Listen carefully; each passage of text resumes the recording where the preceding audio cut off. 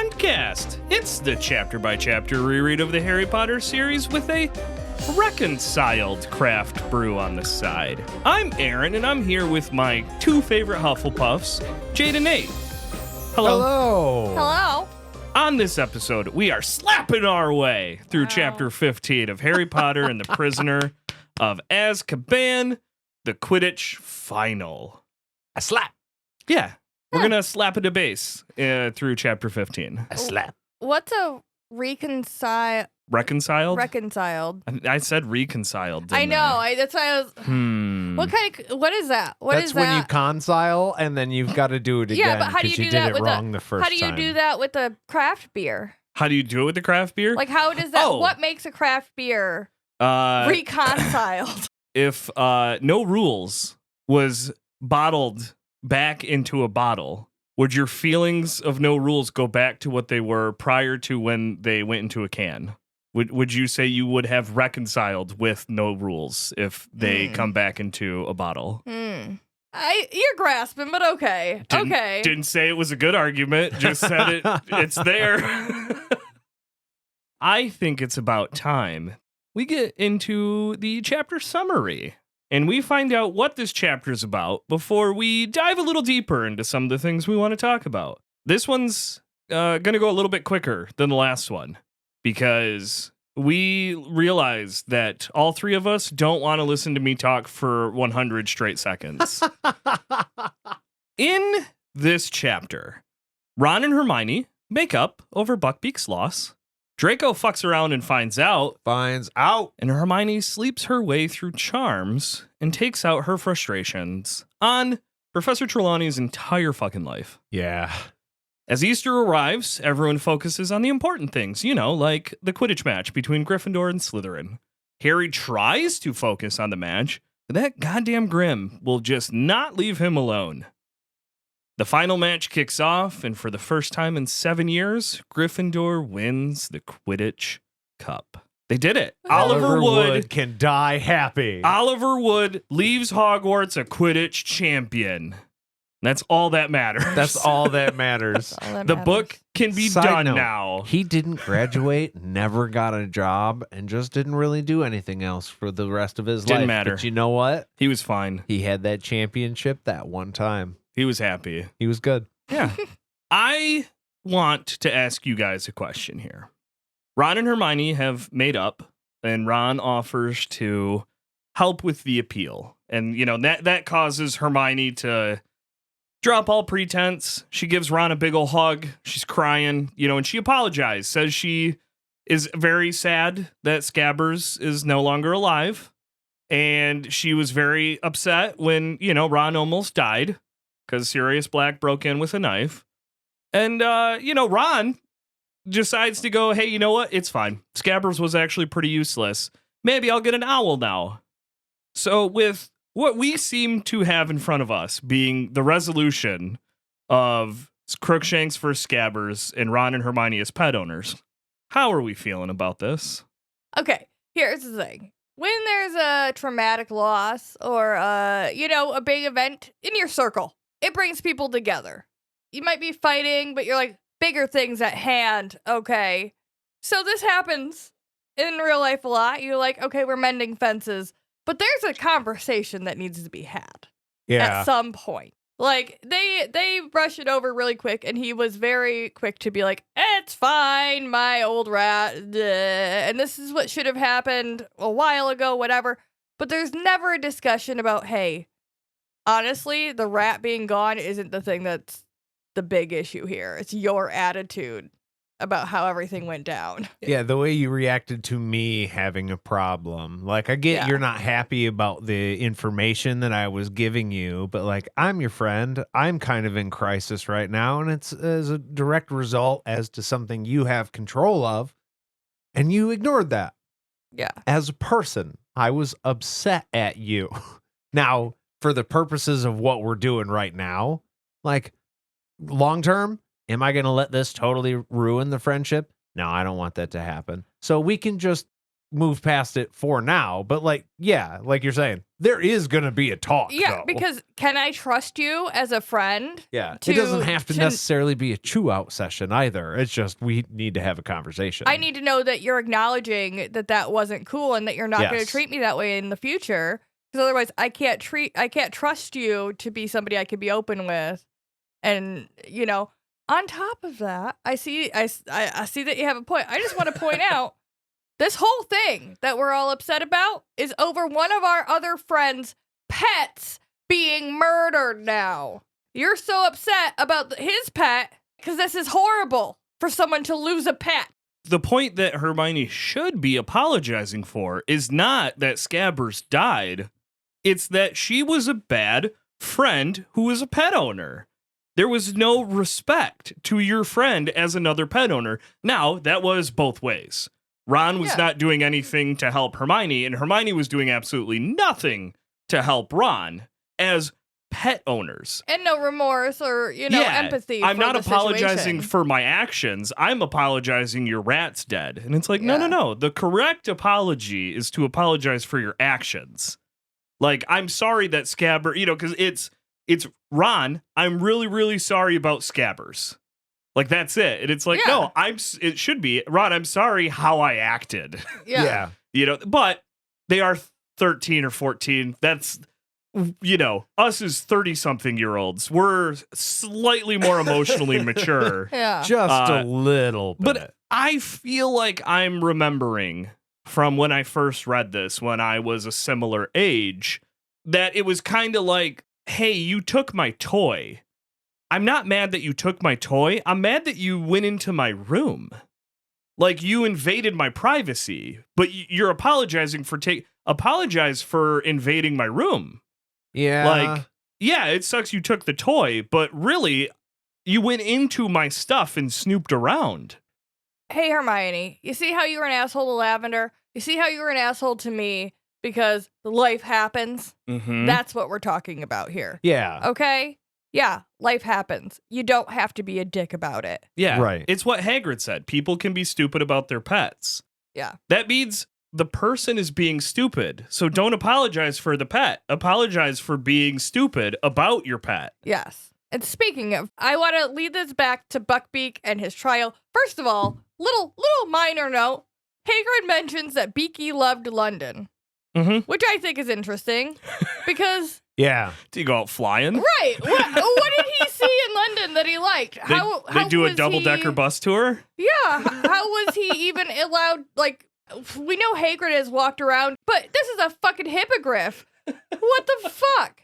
So, right now, Buckbeak is in trouble for hurting a kid. Yeah. Yeah. And he's in London. He went to London for a trial. Yeah. For a trial. For what? A trial for Yeah. hurting Trial. a kid.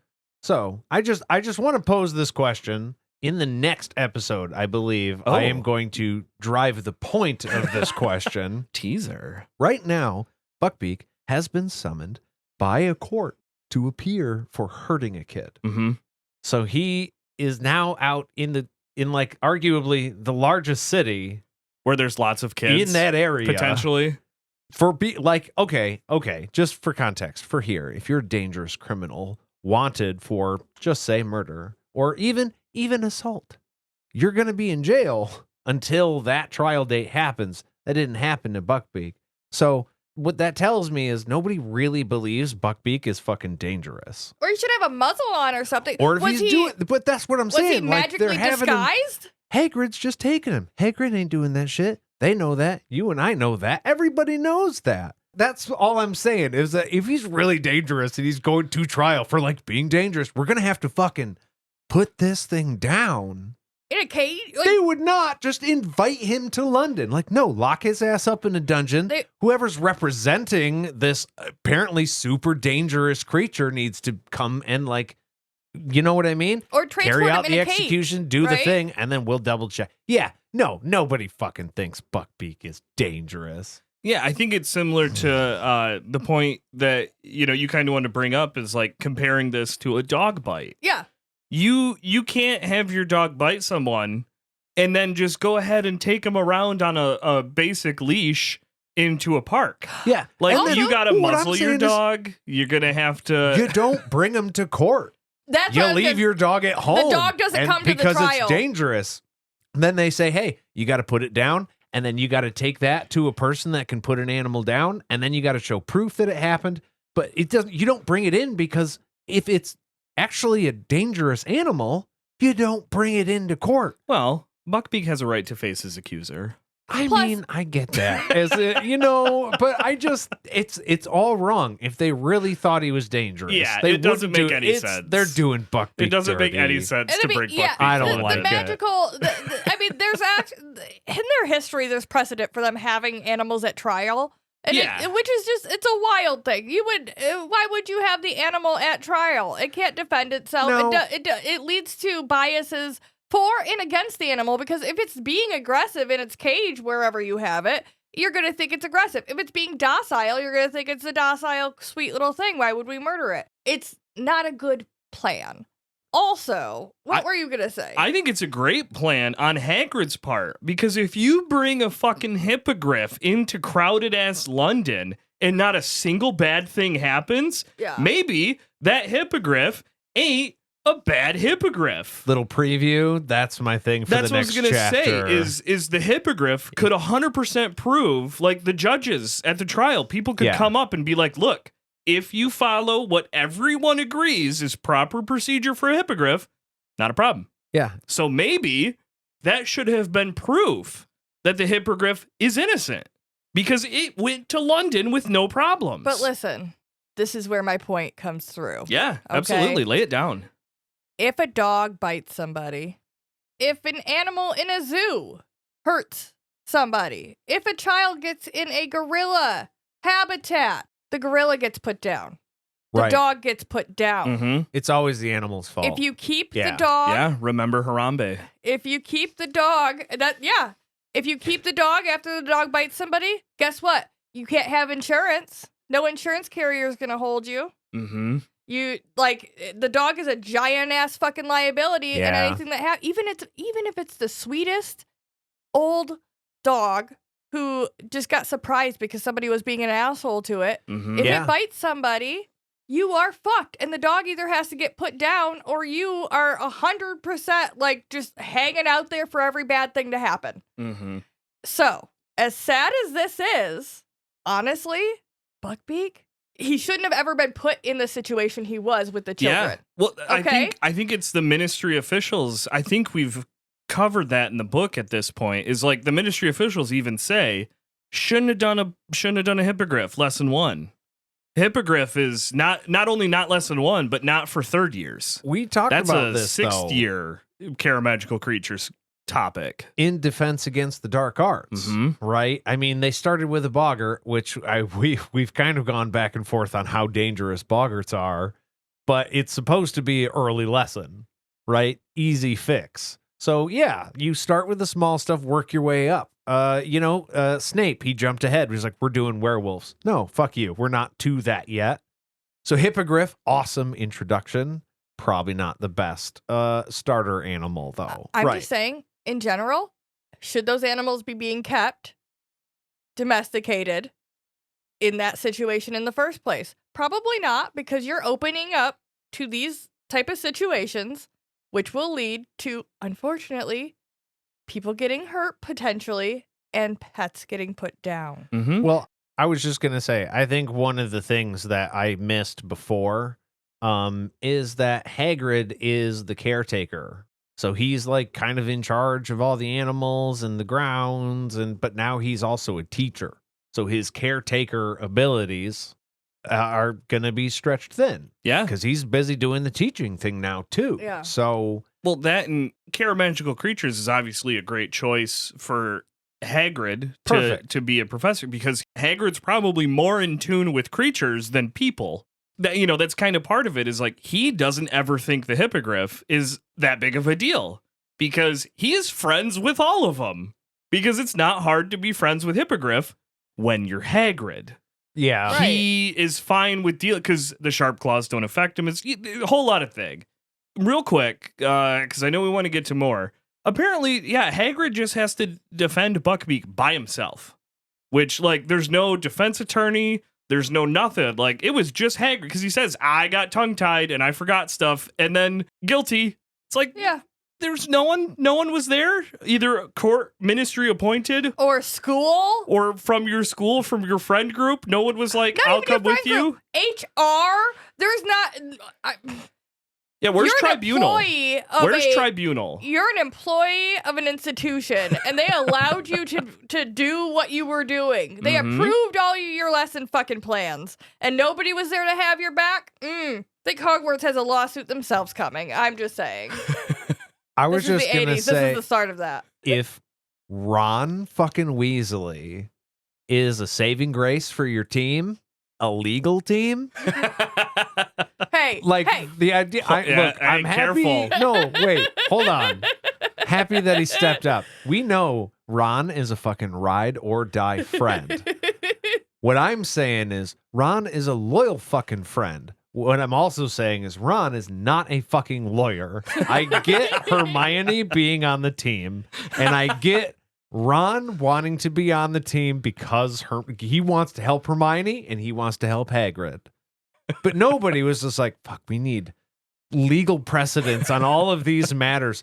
Let's call Ron fucking Weasley. That never happened. Ron, okay? love the enthusiasm, Yeah. pal. We absolutely will use your help. You know how you That's can all help I mean. us? You're doomed if Go, you're like, go to you the know? kitchen and get snacks while we do the actual Hey, work here. The kid who never cracked a book, though, was cracking books. I He just was gotta cracking say. books. That's what I'm saying. I applaud the effort. They were leaning on Hermione, right? Hermione can get some shit done. I think we all can agree on that. That's all. I was just like, you don't have an ace in the hole when Ron is just like, I'll help, man. Like, okay, because I could help somebody, but I'm not going to be a heavy lifter either. Well, here's what I love is that they're all studying for exams, and Ron's like, okay, I got Hagrid's trial shit. Don't worry about I wasn't going to study for this shit I wasn't going to be anyways." doing exams anyway. Hey, Hermione's Fuck my yeah. Hermione's my friend again, so I can just use her study notes. So Yeah. I'll use my study time I'm Yeah. for fucking the trial. coasting now. Yeah. Hermione's doing all the work, Also, so I don't need Hermione to worry about it. owes me. So guess who's not going to give me shit Mm-hmm. about giving me study notes? Yeah. Oh, especially when I'm saying, hey, let me use your study notes so I can do the trial thing. Yeah, that She's you don't have gonna time be like, for oh, yeah, now. here you go. Yeah. I think we should celebrate this this reconciled friendship with a reconciled craft brew of our own. I think we're going to take a quick little break and celebrate 3 best friends doing best friend things together. Aw. And then, and then we'll be back right after this. And we're back. And actually, over break, we had a quick discussion and we realized that, a lot of our knowledge about animal incidents or court cases is pretty U.S. based. It's kind of the same thing like the witch trials. Yeah. It's just, it was different and, here. We know of some people who don't live in the U.S., and we would love to hear from you. If there's like some high profile cases or just stuff that like you remember maybe as a kid happening in your community, what's going on over there? Because Because we don't realistically, learn about that kind of stuff here. Let us know. podcastatt@gmail.com. yeah, and realistically here, I feel like as much as it sucks for all of the listeners here and me and too, because I love Bucky. I love animals. I don't think they should be put down for stupid stuff, but he would probably have been put down for this incident. Oh, no yeah. matter what. This shit Like, happened in the States. Bucky is not leaving that trial. Yeah, as much as Harry's like, he's not dangerous, and we all know it. It's pretty commonplace that that's what would happen. Yeah. Yeah. Accidental bites are still bites. Yeah. So, He proved yeah. himself to be dangerous. So. But yeah, so let's look forward to your inputs, listeners, and we thank you ahead of time. I want to thank Hermione because finally, I think I am willing to say this right now without having done proper research. Finally, Malfoy actually gets something that's coming to him. Fuck yeah. Because he talks shit and he gets hit. I am so glad that this fucking happened because I've been doing the editing for the episodes, and I believe our episode on chapter 9 or 10 where I say sometimes, even though it's technically socially unacceptable to do this, it is perfectly fine to punch somebody in the face. And then Hermione, I had forgotten about this. So I'm just like, fuck yes. Hermione gets it. At a certain level, she's just like, that's it. I've had enough. You snap and you punch the person. It's how I got rid of my bully. So I know it's not a good thing, right? Violence is not a good thing. But also, yeah, sometimes it's pretty fucking cool. Well, and we've seen in these books in particular at this school, traditionally, giving violence is not necessarily punished that badly. Especially if it's not magical violence. Yeah. I was going to say, they do have wizard duels. That is a thing that happens, we know of. They got trained on it last year. Exactly. And the worst you get is detention. Yeah. You don't get suspended. You don't get fucking kicked out of school. And like we've established, I can handle detention. And if the teachers are showing favoritism and not taking care of shit, when you're like, hey, teacher, do you see this other teacher being violently bullied by a student and nobody's taking care of it? Eventually, you gotta punch the kid in the mouth to teach him a lesson because nobody else is gonna, like, no adult's gonna step up and teach the kid a lesson. And obviously, nothing's gonna fucking happen to you. Yeah. So when I finally stood up to my bully, I was walking into school, and every day he would sit by the office and he would just do this dumb voice like, hello, neighbor. And it just fucking every single day. Not only this, he lived just on the block across from mine. So I saw this kid at my bus stop, the whole bus ride to school. And then I'd meet my friends outside of school and we walk in and then he would do this again. So every day at 3 points in my morning, he would do this thing. This happened for a year. And eventually I snapped and I took the violent route and I like kind of, okay. So there's this weird, the thick glass that goes in bathrooms where you can't see through it, but like you can see shapes and colors kind of, the big blocks. Kind of. So I pushed him up against that and like his head hit that a little bit. And I kind of regret that as an adult a tiny bit. But fuck that kid. Everybody's got a limit. And it's like he was just fucking with me. Malfoy is not only just fucking with the people, but also like taking low shots. So fuck that guy. He was mocking Hagrid. Yeah. Hermione, in my view, has every single right to punch him in the face. As Hermione's parent, no, honey, you are not in trouble. As a teacher, absolutely not. Are you going to be in trouble for this? He deserved it. You are good. That's where McGonagall goes, hey, I got your detention. Hey, for detention, just do some homework. Look at me you just and stay say in my I'm office. sorry one time. Yeah. Okay, punishment accepted. Hey, yeah. I'm going to help. What's going to happen? Come to detention, bring your homework. Now I'm going to sit here and help you with your homework. That's your detention. And the other thing that happens here, I think, is pretty important. And both of you guys kind of mentioned this as we were discussing over break. Feels like this is kind of a key moment for Ron.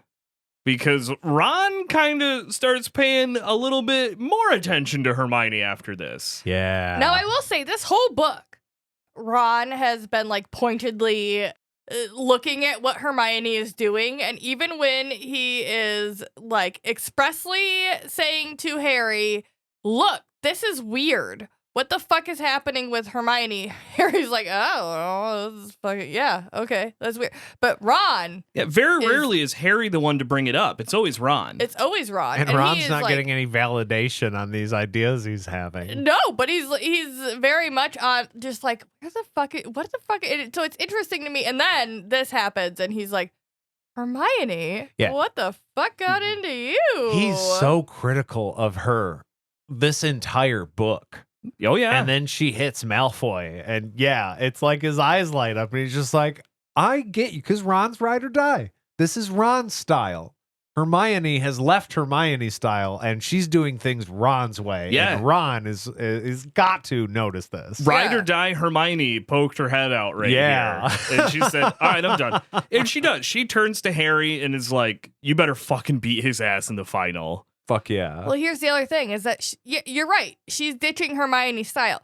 In your brain, if Hermione's pissed at somebody, is she going to be using her fist? No, she's going to be using Oh, her. yeah. She's going to have a her random wand. jinx, curse, whatever that she knows is perfectly applicable and not going to get her in trouble. Yeah. No. Pure emotion, baby. Yeah, and Yeah. she's probably not going to say, Harry, I hope you fucking beat him at the Quidditch match, because logically, intellectually, does that fucking matter if he loses at Quidditch? No, it's just a game. Yeah. But Oh, yeah. I think that's why you're right. Ron is a very emotional driven person, and he Yeah. Oh, sees yeah. her Yeah. doing these trigger, like emotional triggered things that she would not normally do, and he's like, hey, I like that. What's going so much. Yeah. yeah. You bring up a good point, Jade. Hermione is off. And we get an immediate follow-up to that because she doesn't show up in Charms. She was walking with Harry and Ron and then disappears. Wild. Disappears in a magical school. And then we get the hindsight of she misses out on cheering charms. The one person who potentially most needs a cheering charm in the school right now. For a person like Hermione, she likes to practice practical magic. Oh, yeah. Charms that just do practical things for you in your day is something you would think she would be there to master. And I want so much more information because I would be using a cheering charm on myself, or I would be making my friend cast it on me so much. That is a good point, because when I feel like every other time I've read this, for whatever reason, I've skipped over the idea of cheering charms, and in my brain, it was somehow a cheering, like, woo, yeah, let's go. Type Not just be charm. happy. Not just be Interesting. happy. That is true. It makes so much more sense, though, for it to be a mood lifter. I'm in a good But mood the now. idea of there being a mood lifter like this, like you said, it lasts for a long time. It makes them not care that their friend is missing, right? Apparently. And Because they kind of just dismiss it. She's like, she must be in the bathroom. Yeah.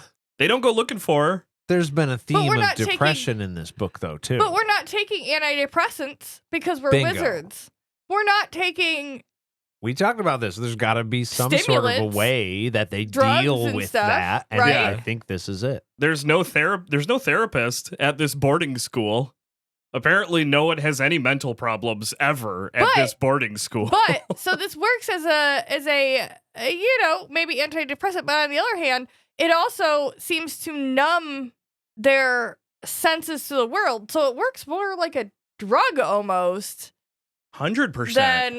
than I mean, which antidepressants are drugs, right? At their core. We could talk about that. And they that do numb you in a way. We could talk about that, and we could talk about like the opioid crisis. Like Right. if you had something, a magic spell that made you numb and made you Right. feel better. I mean, the conversation we're having right now, wouldn't you use it? That's Wouldn't you yeah. use it 100 times a day? Yeah. I would use it before every potions lesson. Before every moment, before every time that you feel like anxiety is going to kick off, you would do that all the time. You Yeah. could never be free of magic. Now, maybe this isn't a problem, but maybe it super would be.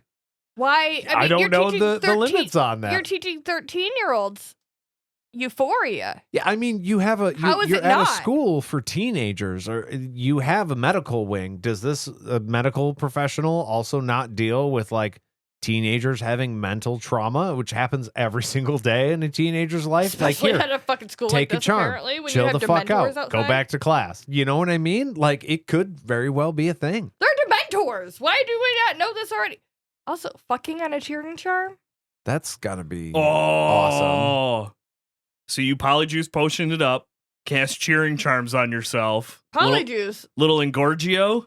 You can literally fulfill any sexual has fantasy. Put so much thought into this. Wow. hey, that went to a totally different place than where I was going, guys. Did you sir. not just say imagine sex on cheering charms? I did, but you turned yourself. You were like, "Oh yeah, absolutely, disguise Dude. yourself as a different person and make your dick big." Dude, wizards. Also, while doing that, Wizards are kinky as fuck. I'm just you're the one that said this.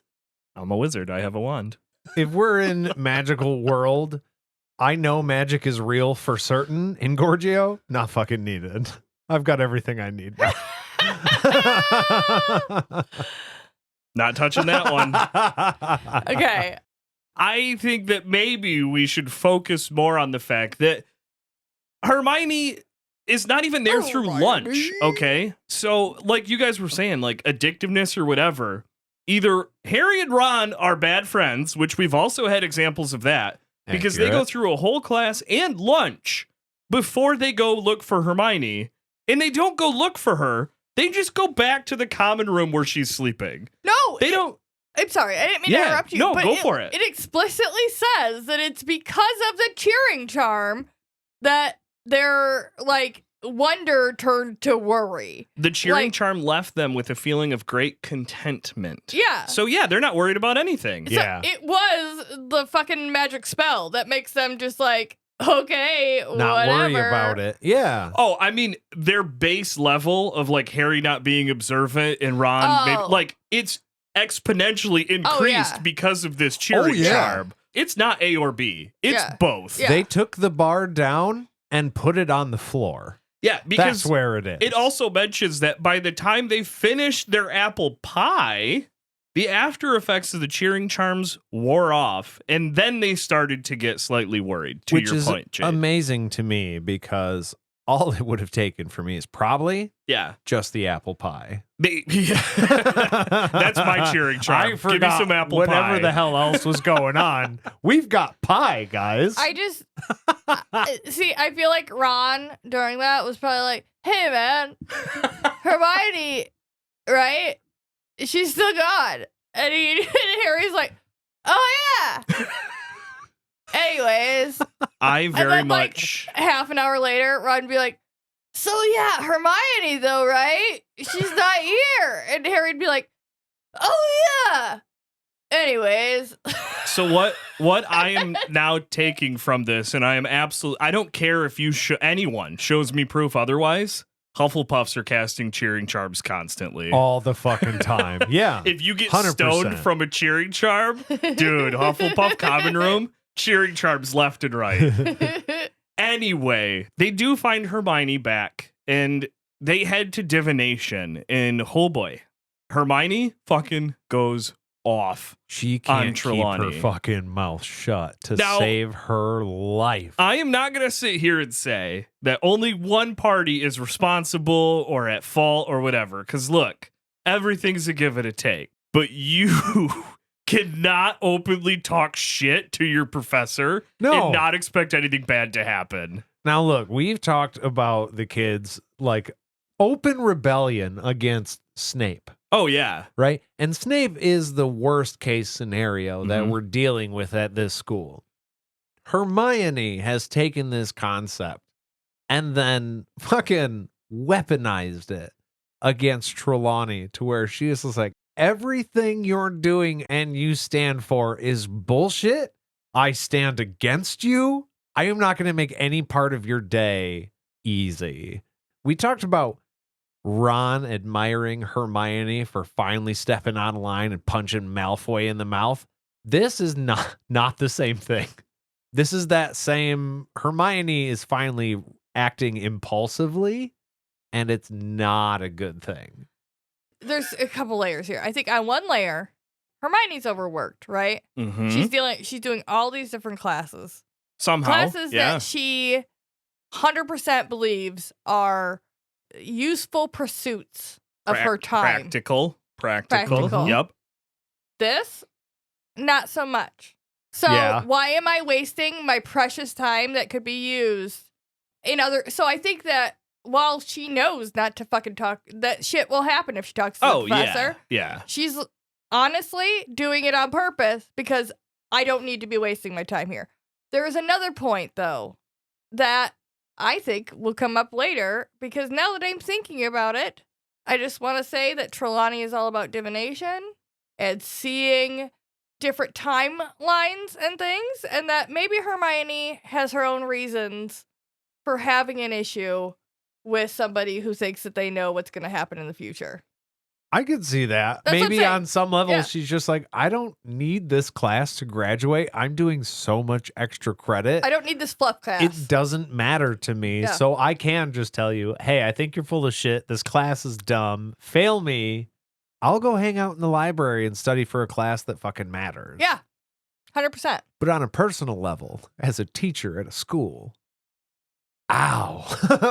Yeah. And I want to clarify, give and take, as a professor, teacher, whatever. Yeah, I take it back. She's a full ass professor. Well, I mean, the U.S. equivalent is 13-year-olds. Professors in the U.S., whatever. Okay. But okay. you as a teacher probably shouldn't be calling your students or saying that they have a mundane mind. Oh, or yeah. no, whatever the definitely exact not. phrase that she does here. From Don't do that. the moment Hermione came into this class, Oh, yeah. Hermione had an attitude, but also Trelawney full on had an attitude back. Oh, yeah. We Okay. talked about Absolutely. that. They That's full what I on had a mean. cat fight first day. Yeah. Fuck you. We're not going to like each other. Yeah. So, I mean, Trelawney should have been willing to give more, especially when this is like, obviously, you're going to have some kids who aren't seers. How are you going to deal with that? But Hermione was a little bit, this is fucking bullshit from the first day. But I honestly feel like, again, pin that thought because I feel like we're going to talk about it. I feel like now I'm going to bring that up later. Oh, yeah. There's going to be more to this. I mean, there's more chapters. But here's the other thing.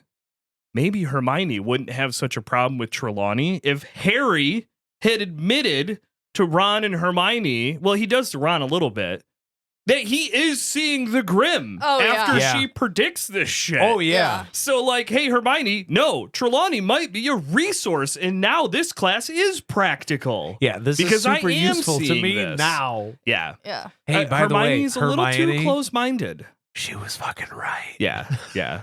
Look, this isn't going to be the world's best teaser because it's only going to last for about 60 seconds. But I One. found a plot hole, and we're going to talk about it after we take a break because I am going to lay down the fucking rules here. I don't know why I said rules. Oh, That's not shit. the right word, but yeah, there's a plot hole after the break, but we have to go to break. So we're going to take a little break, and we'll be back right after this. And we're back. And I found a plot hole. I have been taking notes. I have been trying to keep track of all of Trelawney's predictions so we can do a thing at the end, probably of the series. Because, spoiler alert, Trelawney's in some of the other books too. Sorry for spoiling that potentially for some of you. But there's a plot hole here, and I didn't see many other people mention it online. Trelawney is supposedly proven right because she predicts that around Easter, someone will leave the class. Lavender Brown brings it back up right after Hermione leaves this class. Easter in 1994, which is the current year for Harry Potter, was on April 3rd. Okay. The Easter holidays are coming up. That gets brought up in this chapter shortly. So spoiler alert for 10 minutes from now. Easter holidays are coming up. So Easter hasn't happened yet. I feel like this should not be a point for Trelawney. You can't just say around Easter and then have it be like, well, within 30 days plus or minus. Yeah. No, this was not around. This is not close enough. I mean, is it kind of in the way that Christmas time is actually anywhere after October? Thanksgiving to January 1st kind of a thing? I'll even That's give what you I'm a saying. week I past think- January 1st. I think that's why people are giving the pass is because it's like a month. Okay. As long as the store has the Easter decorations up, Yeah. which is famously 2 months ahead of when Yeah, anybody yeah. really needs the shit. Yeah, there's Christmas stuff in the stores before Halloween now. It that's feels Trelawney's like, so. version of what's around Yeah. that time. I don't think this is close enough in my book. This is No, I'm with this you. is so far away, but it's not. She wasn't completely wrong. She did. The prediction was around Easter, one of our number will leave us forever. Yeah. Now, if you do- loosely translate that, exactly, sure. you got to zoom out. Because Buckbeak's hearing was on April 20th. So this happened after April 20th. This class, I know. But I thought you said Easter holidays were coming up still at this point. That's what I'm saying. Easter was on April 3rd, but the Easter holidays are coming up. Or sorry, yeah, that's the plot means hole. We're in March. We're past Easter because Easter was on April 20th. Or sorry, Buckbeak's hearing was on April 20th. We're past April 20th in the timeline. Yeah, we're doing exams and stuff, right? But in 1994, Easter was April 3rd. So the Easter holidays should have already happened. Is that Oh, the same? I get what is you're it the saying. same That's in the UK plot hole. and US?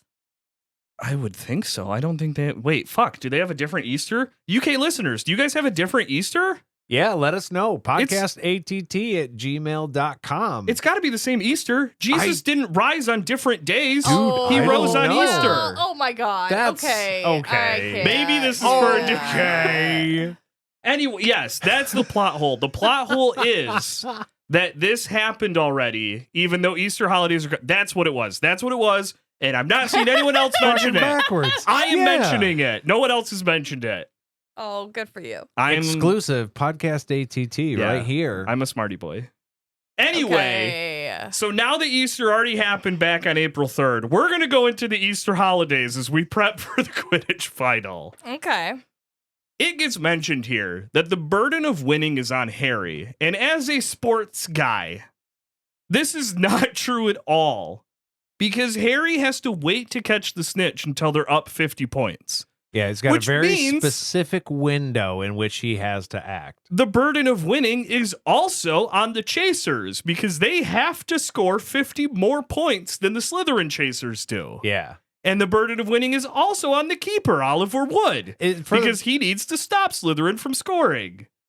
For the first time ever, we kind of see why the other people even playing the game is important. Like, we did talk about how the House Cup matters and, you know, how it all kind of ties in, but it's like, it is just a piece of it. Since we have this overarching thing, yeah, you can win the game by catching the snitch and doing the thing, but ultimately we need more points than that.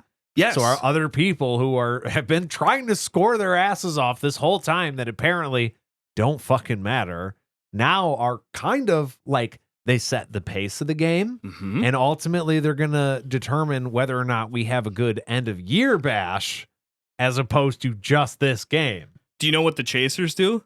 They set the fucking tone. Yeah, exactly. Chasers set the tone. Well, I mean, also, you got to think, yeah, Harry is supposed to be paying attention to the snitch, but also the beaters should be making sure that they're paying attention to Absolutely. not just the other chasers and your chasers, but the other snitch getter, so that they can prevent him, because he's going to be trying to get the snitch from the get. Yeah, if Draco catches the snitch within 5 minutes of this game starting, Slytherin wins the Quidditch Cup. Oh, yeah. Yeah, it's fucking over. Quidditch? They deny their opportunity to get any more points. So you should just have a beater on fucking Malfoy. I have done a full 360 on Quidditch. Hermione already did. Wow. I have done a full 360 on, you guys ready for it? Quidditch Through the Ages. I remember thinking Quidditch was the best when I read these books the first time. And as I got older, I remember thinking Quidditch might be the dumbest fucking sport I've ever heard of in my life. Because of the superfluous scoring. And I am back to Quidditch is the greatest goddamn sport that's ever been thought of. At least in Hogwarts season. Literally just based on points scored. You can technically lose every game and still win the Quidditch Cup because it is strictly about points scored. Yeah. Or at least that's the majority of whatever decides the Quidditch Cup. Because the whole point of this whole thing is that they have to score more than 50 points to win the Quidditch Cup. We should do a deep dive on that. Oh, it's planned. It's planned, hell yeah. my guy. Nice. I fucking Yeah, because I have love other questions. Quidditch. Speaking of the things I love about Quidditch, we hear about scuffles in the hallway between Gryffindors and Slytherins. Hell yeah, we got a rivalry going. How come this is the first time I'm hearing about this? This should happen all the time. Gryffindors and Slytherins fucking hate each other, and Quidditch is extremely intense. Why are we not hearing about scuffles between Hufflepuff and Ravenclaw? or Ravenclaw and Slytherin, or Hufflepuff and Gryffindor. Because Harry doesn't give a shit about them. That is true, and I was going to acknowledge that. And Hufflepuff's probably just let shit go. Harry is the epitome of We're like not big grudge people. Whatever. what is it? If you don't observe it, it doesn't happen. Yeah. Whatever theory that is. Like, yeah, if Harry doesn't see it, it literally never happened. Yeah. But yeah, like this, to me, this should be happening all the time. But also keep in mind that this is a probably closer or more contested cup than maybe in previous years because That's a good Harry, point. it's wild. Harry has never lost a game until this year, but they've also never won the cup because they've had issues with him dropping out and not having backups for their Yeah, he speaker was for some either reason. injured or had some other shit going on. Yeah. Or he was either injured or the season got canceled. That's Yeah. what we've had so far. Yeah, so there's never been since he's been there, a cup that's been contested point. that closely that we know about that Harry cared about. Yeah, maybe there was scuffles the first year, but he was in the hospital wing after Yeah. everything that happened with the Philosopher's Stone. So, okay. Hey, maybe I'm wrong on that one. Maybe they're there, but yeah, we just don't hear about them. Now, very specifically, the night before, I just want to mention it real quick. It's not really an important point, but Harry has nightmares about the game. And one of the things that he has a nightmare of is that Neville replaces Harry. And just pinning that.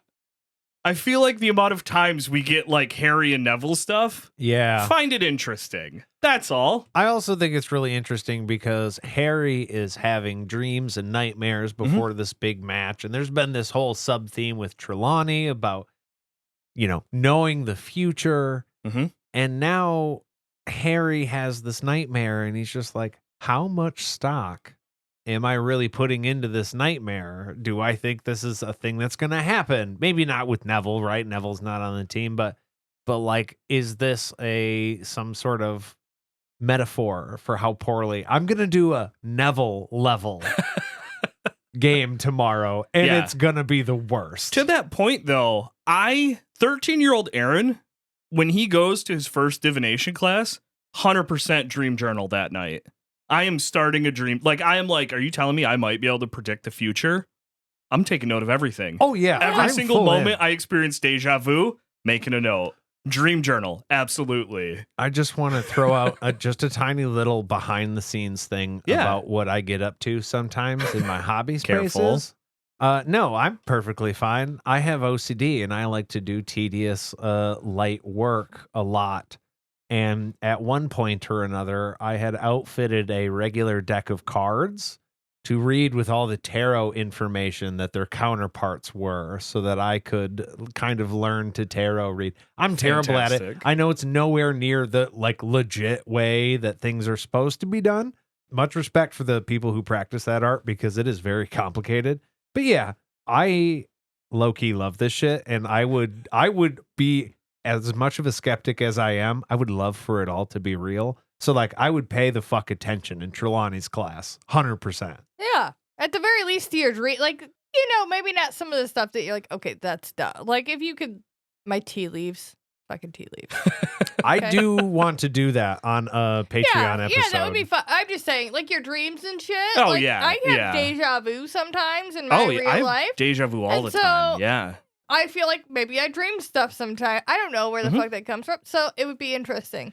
It's But- a common misconception. Actually, that's not reading the future. That's a glitch in the Matrix. Yeah, it's a Um, glitch in the code. But we haven't made that podcast, so It's where they accidentally copy and paste. right. Yeah, and they forget to change just enough. So yeah, I think, and Nate, this actually is a point for you because I remember on a previous episode we had a discussion about this, and I did not remember this information, but the Grimm. Yes. We've brought up before about why don't other people see a giant black dog in the stands of a Quidditch stadium? Right. It's because the Grimm is spectral. Only the person that the Grimm is for can see the Grimm. That it is a sign that you Oh. If are it's the about to Grimm. die. if it's the Grim. But that's the thing is okay. they have proof. The dog was in the Quidditch stadium and no one reacted. Yes, So because only Harry is seeing the Grim. we talked about this because when Death shows up, Mhm. you are the only person to see Death. But Mhm. it's said that Death is in the room with everybody. Now, the thing about it is that the Grim is not necessarily Death. Other people can feel Death, according to the lore, right? The cold. Like, people are affected kind of in the way of a Dementor, right? But if this Grim is supposed to represent that, then even though it's very really there, Harry is the only person that can perceive it because it is there for Harry. And It is in that his death. way, Yes. everybody could just not pet a big dog. And that's the only reason, because to them, Yes. it wasn't there. See, okay, but this is the thing. It's not in Harry's head. This is a real, supposing it really is the Grim, right? Then it is actually present in that space where Harry sees it to be. No, it's not. It's spectral. But that's what I'm It's saying, not though. physically there. It's in the way that other people can't see it. It's not Harry's brain making it up. The Grim is there, and Harry can see it. Yes. But yes. to everybody else, it's not there, although it really is there. Yeah, it's a ghost. Yes, exactly. Yeah. If it's the Grim, yes. That's what I mean. If it's So the Grim. Harry is not crazy. Well, He should be worried if it's real. now here's the thing. We finally get a little glimpse that maybe this is not the Grim, because as he gets up in the middle of the night from these nightmares, he sees Crookshanks and the Grim interact with each other. Yeah. Crookshanks should not be able to see the Grim. And this is where common problems that could be solved in the Harry Potter universe, Harry, go talk to the adults and tell them what's happening. No, Ron said seeing the Grim is not a good thing. Go tell the adults you think you're seeing the Grim. From Ron's point of view, either Crookshanks has now seen the Grim and is going to die, so good, fuck Crookshanks. Or my other theory is that cats see shit. Like Puck sees, I don't know, we call them weebles all the time. Where all of a sudden he'll just look up in the corner of the room and you'll be like, what the fuck are you looking at? And he will chase air for 20 minutes. I mean, it also could be solved because he didn't even tell his friends that he saw the Grim in the stands. Right? Yeah, he never tells So- them. Or maybe he tells Ron.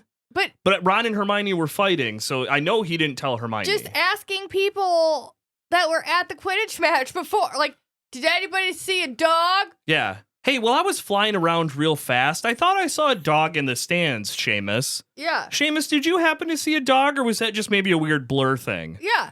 And then he's Yeah. going to go, no, I never saw a dog. And then Or- Harry, go yes. fucking talk to Trelawney. Or yes, I saw a dog, in which case it's not the fucking Grim. Yeah, exactly. Yeah, he never does any of that.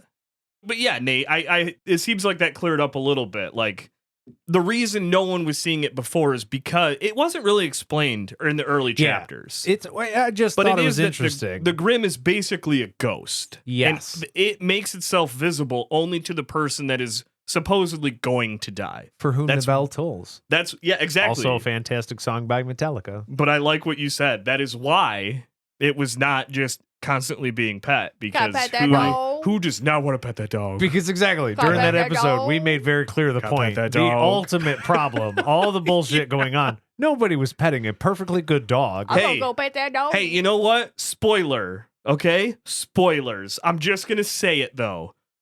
Luna fucking Lovegood would be petting that dog. If she saw a giant shaggy dog in the stands, Luna Lovegood's walking over 1000%. and petting that dog. I just realized, I know I'm not supposed to make merch promises while we're on the air, but we can edit it out. can I pet that dog t-shirt with Cerberus, the three-headed dog? With pad. Oh! Fluffy? Or With Fluffy. with Fluffy, or That we could has to even exist. we could even do Buckbeak. Because that would be hilarious. Can I pet that Griff? But Can I yeah, pet that Griff? I think that would be a great. I gotta get to fantastic. work on that. But Look, yeah, I am completely distracted right now, and we have the final fucking Quidditch match of the year coming up. hell So yeah! we're going to take a quick little break. I'm going to do some research on what t-shirts exist already or what we need to make up, and we'll be back right after this. And we're back, and it is fucking Quidditch time, baby. It's on. Jade, you brought up a point earlier. They mentioned the number of students in the stands, and they say there's about 200 people cheering for Slytherin. And you did a little math here, and I think it's a great point to bring up. That means that there's about 28 students per year, 14 boys, maybe 14 girls, okay, if we split it evenly. Oh, wow. And that's roughly what we've kind of learned about Harry's class. Yeah. Like, this is about appropriate for the class. Good world building here. Yeah. We're keeping these numbers consistent, which is important. Yeah, you might be a little bit plus or minus, you know, but as an average number for 28 per class per year. Well, there's probably some Slytherins that aren't like, fucking I bleed green. Like, there's probably some Slytherins that aren't wearing green or that might not be cheering for, like, they just don't give a fuck about Quidditch. Yeah. So they're either not there or not cheering. But I think, this is in line with what we've learned so far. But especially when you think about, like, classes between, because you split them between two classes, right? Oh, yeah. So having more than 28 per house per year. Yeah. If you have two classes in one class, that's a really fucking large class to be teaching. That's roughly 56 students per teacher, which is not a good teacher to student ratio. Right. And you want to keep that a little bit less. Yeah, the small class size also lends to the exclusivity of a place like Hogwarts. True. This is not just it's common for witches and wizards. Yeah. But like for the whole of the UK, this is a very, very small select amount of people who get to go. Yeah, I feel like based on this, like I feel like this is a big enough sample size. Like, here is the main school for witches and wizards. Here is the class size. You can also find what the population of the UK was, or of Europe, or no, UK. Probably just UK. Oh, yeah. It's under 1% for sure. Yeah, we can find out exactly just how big the wizarding population, or roughly, not exactly how big it is. And also goes to explain how come everybody fucking knows everybody else at the school. Like, oh, you went to Hogwarts 40 years ago. Like, oh, yeah, I remember that motherfucker. Because there was only 10 of them there. Yeah. The hallways, mostly empty. We've met. Okay? That's why anybody who was there with James knew who James was. Exactly. Yeah. Why Harry doesn't ask more about that? Anyway, I've already talked about that. Real quick. Does Snape in green feel wrong to anyone else? 100%. It mentioned that he is wearing green, and I don't like it. I feel like Snape has one of those alternate art jerseys, you know, like the Lions do in February. It's for all like black. Breast cancer, they got the pink jerseys, right? So Snape has the one that is like all black with just a little bit of the silver on the collar and then just maybe a splash of green on the sleeve. I think that the only reason Snape would have decked himself out in a color other than black is because he like planned for a painter to come afterwards when they won the cup. He's like, we're winning the cup.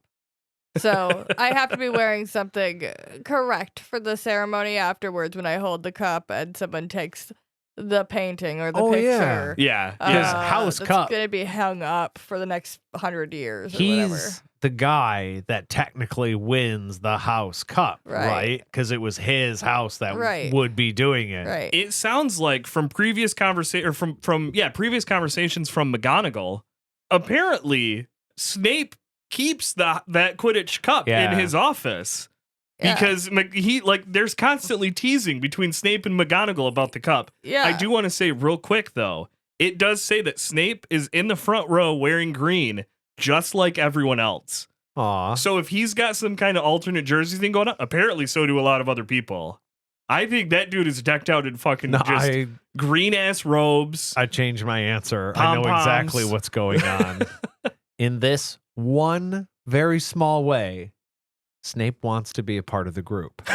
No, he just wants to be better than the Gryffindors. Well, yeah. Yeah. But collectively, yeah. the Slytherin class wants that. Oh, yeah, I think So he's he got can, pride in this Slytherin. one way, he can actually be a part of the group. Oh, no, I think he feels very at home with the Slytherins. Like, Yeah, but I don't that's even what think I mean. it's just this one. Or are you saying just with Quidditch? Snape is Slytherin through and through. Yeah, So in the one thing where all the Slytherins are like, you know what?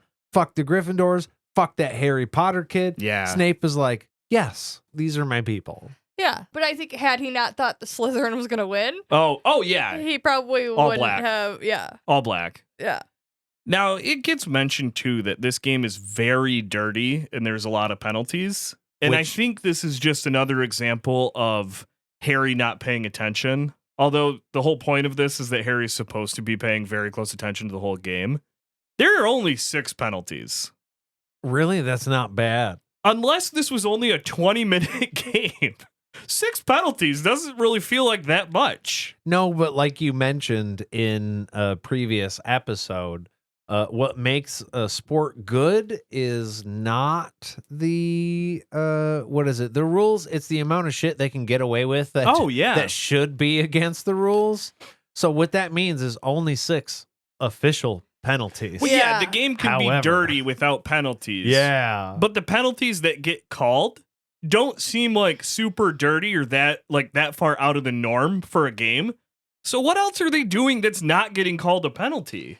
Well, I think More that's- elbows? Yeah. Well, yeah. I think that there's probably just more stuff happening, and I mean, those penalties, though, they are pretty dirty. Like some of those, unless they're not called, they were like smashing people's faces and shit. Dead play bludger attacks, like getting bludgers hit at you when there's no play happening, so you're not paying attention.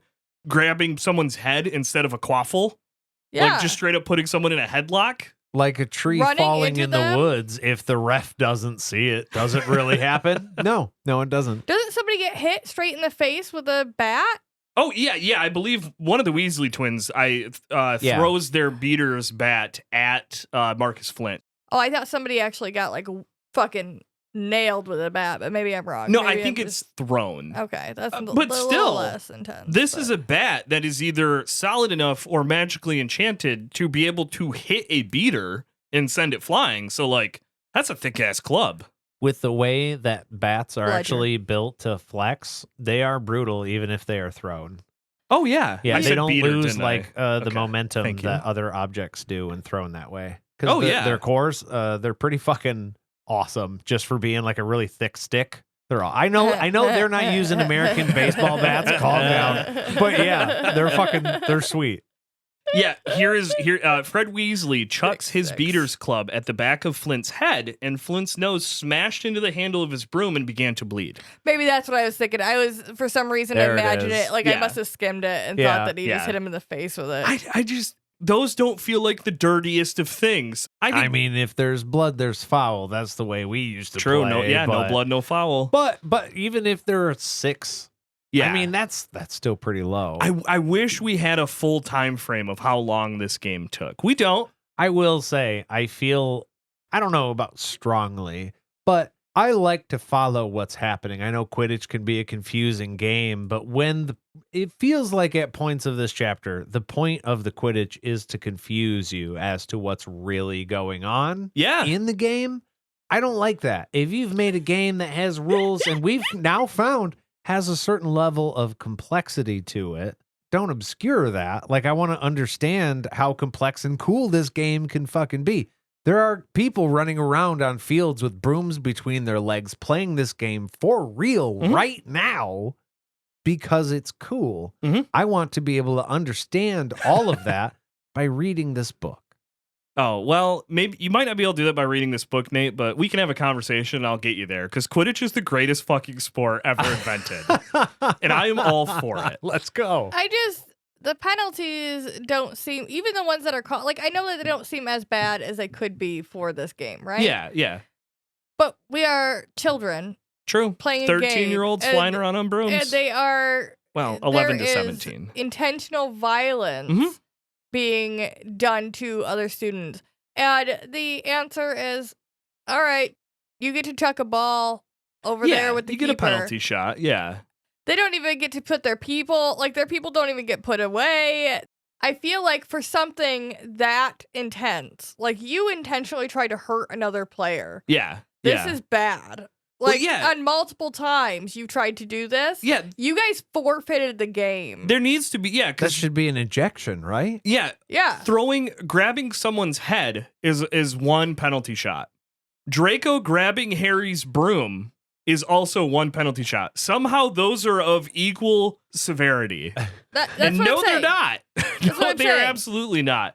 I bet though, fucking great game to watch if you're sitting in the stands. Fuck yeah. Everybody is- on their feet screaming every 5 minutes. Yeah. This is a great game. Yeah. This Quidditch feels close to hockey, to be honest. There's violence. In You the can kind of roughness. self-regulate by like, you do something that's a little bad, you're getting a fucking bludger, dude. It's coming back for yeah, sure. this shit's coming at you. God, I love Quidditch. The other thing I like about Quidditch, we hear quite a bit about McGonagall always trying to kind of police. Fuck, what's the dude's name? Lee Jordan. Lee Jordan, yeah. McGonagall, a few instances, has to like reel Lee Jordan back in. Lee Jordan is fucking great because that dude is passionate about what he does, and that man, he's not even a man. He's a kid. I think That's he's what's going to 15. make him a great Yeah. announcer when he's older. His mouth just fucking runs. He says exactly what's on the top of his mind, exactly when he thinks it, and everything he says is also like Gryffindor positive. So even though he's the announcer for everybody, he is a fucking Gryffindor, and he is leaning that way in his announcing every single time. What and I he doesn't want- give a shit. What I want to know is, it seems like he announces the games for Ravenclaw like everybody else, right? We never see it. Either he Yeah, doesn't he never attend goes to the those, other Quidditch or games. we don't see them. Yeah. I would love to see Lee Jordan doing one of those, and just how does he pick a team, or does he just look at that guy, he's fucking awesome, look at that guy, he's fucking awesome, or both these teams are shit compared to Alicia Jordan. You know, what does he do during those games? Jade, my one big gripe that this book, or for this book series, that as I've gotten older, it's changed it through the years. I want more Quidditch. I want more Lee Quidditch. Jordan. And I want more Lee Jordan. And that would definitely feature Lee Jordan. If there's And I any want sort more of kind of like course you do. magical college that they go to after they graduate Yeah. Hogwarts, right? Lee Jordan is immediately going to the AV club and grabbing a microphone. Give Like that's the me- first thing that's going to happen. Give me Lee Jordan, Oliver Wood, Ginny Weasley Quidditch spinoff. I don't want the cursed child. Give me that. That's the follow-up I want. We don't have higher education. Do you think that this school doesn't Yeah, I don't think even there's a teach college. You don't get I math think or it serves English or any of as this. the college. That's what I'm Like saying. you're 18, You go. don't get any of your actual basic class, like education courses here, anyways. You think you're getting extra education afterwards? You're fucked once you're an adult. You get taught these basic things on how to do some spells. You get put out there, and then you gotta figure it the fuck out, bud. Which is exactly the way it works in real life. Jesus. Well, look, this greatest game of all time does end in a Gryffindor victory. Fuck yeah. Harry catches the snitch when they are up by more than 50 points. Harry has won his first Quidditch Cup in his playing career because, like we said, he was out the final game his first year and the season was canceled last year. And yeah, more importantly, Oliver Wood is leaving Hogwarts as a champion. That's right. the only thing that matters. Only thing that matters. And that the dog wasn't ignored Yes. unjustly. Yeah. Yeah. But that's it. We end on this beautiful high note. Dumbledore is holding the cup. Harry's walking towards him. And, you know, he does a quick mention of like, I could do the fucking best Patronus right now, bro. Yeah. You needed a fucking good memory. I have it now. Yeah. I mean, how many people hang on to those glory days from school until their very old age? Like that was the greatest thing that they've ever done, especially concerning sports. And like a lot of people who don't go into like the NFL, right? They never go. They ended up going into something else and Less becoming than a 1%. professional or whatever, Yep. right? So it's like a lot of people have these stories where, hey, back in the day, for a moment, I was the fucking king. So I'm saying, Yeah. thousands of people, maybe not thousands, 200 per class, which is, you know, that's 2 times 4, which is 800. I mean- so, you know, 1,000 people cheering for you at once. Yeah. Oh, yeah. And you never get that again. Of course, you're going to be able to hold on to that fucking moment. Why wouldn't you? 7th grade talent show. The band that I was in did a Papa Roach song. And for one moment, I had like 1,200 people. And you know what? It was the greatest feeling ever. And we fucking won and beat out the cheerleaders who just did a lame ass dance routine. And I felt justified for beating them. And so that was a very high point for me in my music thing, right? But then, yeah, beyond that, I played legitimate shows that I got paid for. And there were like 30 people there and I made like $10 whole and it wasn't great. So it's like maybe I'm not a professional musician, but I was a fucking rock star for a day and that's going to last forever. That's my Patronus thing right there. I am very happy that talent show did not cut your life into pieces. But it was actually between angels and insects, but good grab. Yeah. That is the end of this chapter. Yeah, we got there. How are you guys feeling? What are your final, because we know my final thoughts. Wood's a champ. I don't give a fuck about anything else. What do you get? How you feeling right now? I feel like this chapter gets a lot of the pressures of being a teenager out of the way for Harry. I feel like there's still a lot of shit going on, obviously, with like Sirius. Now we've got a possible Voldemort situation that we got to be super concerned with.